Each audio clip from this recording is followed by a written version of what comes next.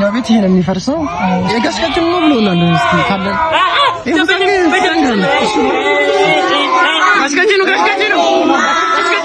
አቤት ዝም በል ፈልገንህ ነበር እኛ አንተን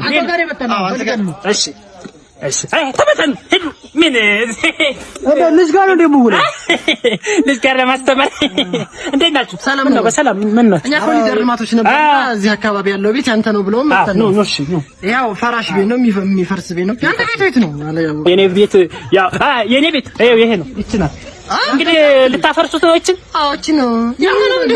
እቺ ነው እንግዲህ የምንወረው።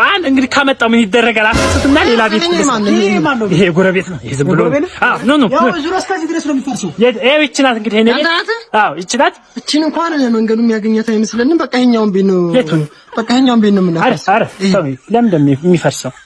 ጎረቤት ነው ቤት አልካል እንዴ? ጎረቤት ነው ያልኩት። እቺን አፍርሳችሁ አዲስ ቤት እንድትሰሩልኝ ነው እንጂ ይሄን ለብቻ ሰርቼ እና ይፈርሳል። ዙሩ ለምን እንደሚፈርሰው ይፈርሳል መስሎሃል? እና ስንቱኛ ሰርቼ ነው እንደምታፈርሰው? መስመጣር ነው ይፈርሳል። እና ያንን አፍርሰህ አሰረም እንዴ? ሌላ ቤት አሰረልኝ ያገኘውን ጋር ወዴት እየሄድክ ነው እንጂ